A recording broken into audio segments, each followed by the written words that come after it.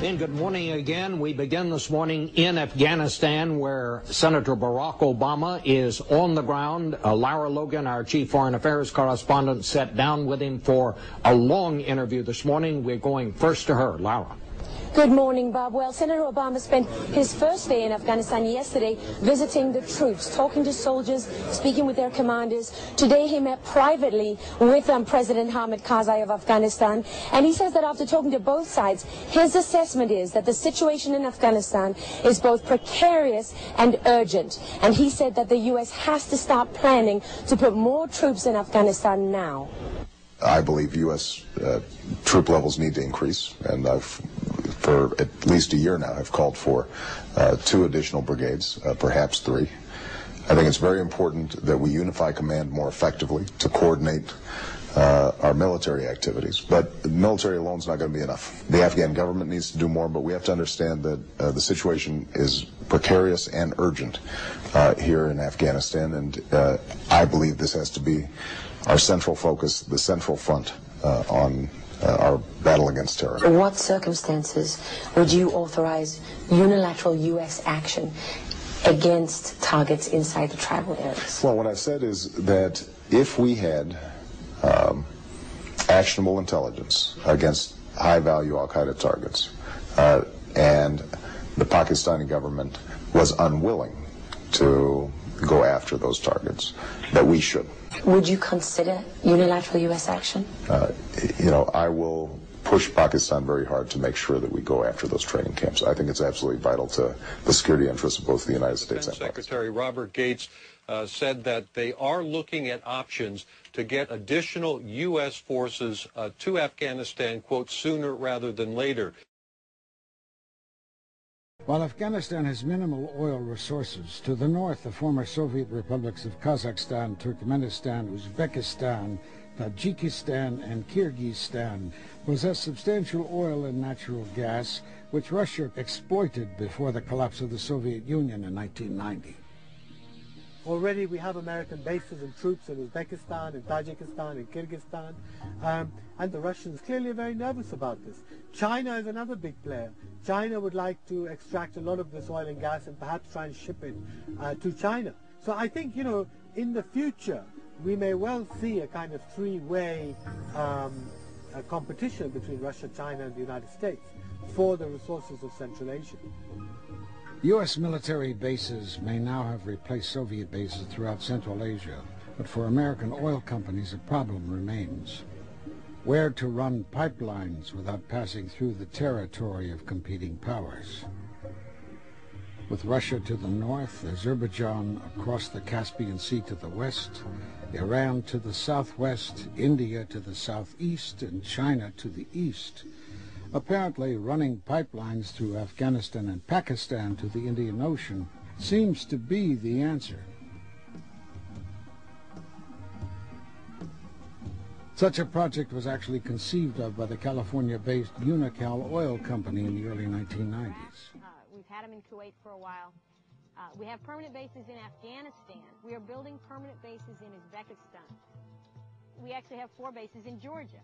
So if you draw a map that connects the dots between all of the bases that we have done since the Cold War ended, what you see is American military hegemony covering 90% of the globe's energy resources in terms of gas and in terms of oil. In May of 2002, trusting that the U.S. military would bring peace for Afghanistan, President Karzai signs a treaty with the leaders of Pakistan and Turkmenistan for the construction of a $2 billion pipeline from Turkmenistan to the Indian Ocean. Turkmenistan and Afghanistan hope to generate much-needed income for their economies.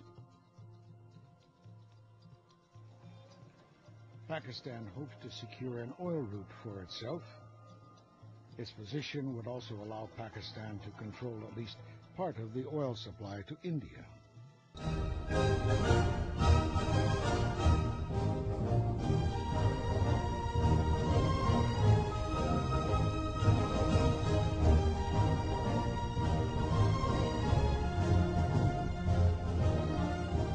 The United States began bombing Afghanistan just 4 weeks after 9/11. Mr. Bush said he was doing so because the Taliban government of Afghanistan had been harboring bin Laden. We will smoke them out of their holes. We're going to smoke them out. Smoke them out. Smoke him out of his cave. Let's rush him and smoke him out. For all his tough talk, Bush really didn't do much. But what they did was slow and small. They put only 11,000 troops into Afghanistan. There are more police here in Manhattan, than there are U.S. troops in Afghanistan.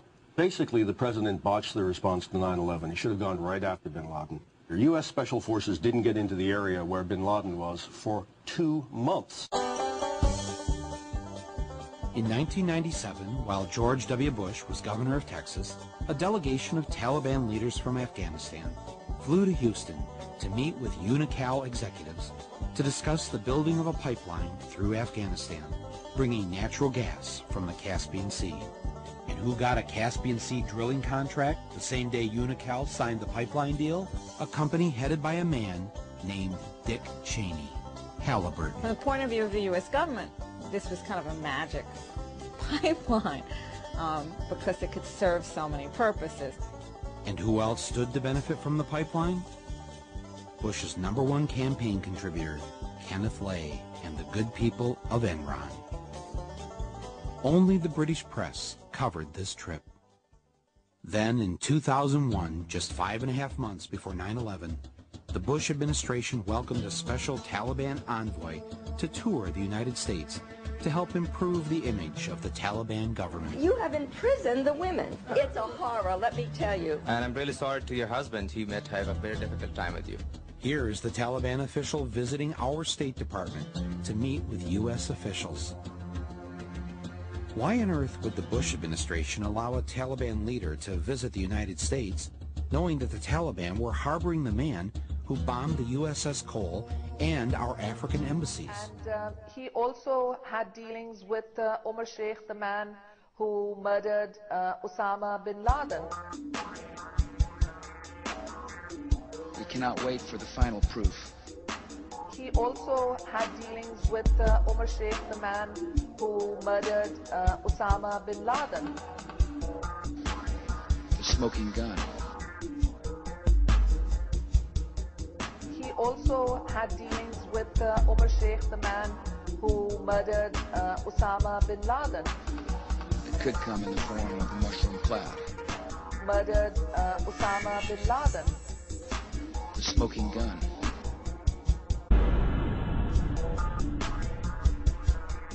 We cannot wait for the final proof. The smoking gun. It could come in the form of a mushroom cloud. Fabio. Mr. President, in your speeches now, you rarely talk or mention Osama bin Laden. Why is that? Also, can you tell the American people if any more information, if you know if he is dead or alive? Yeah.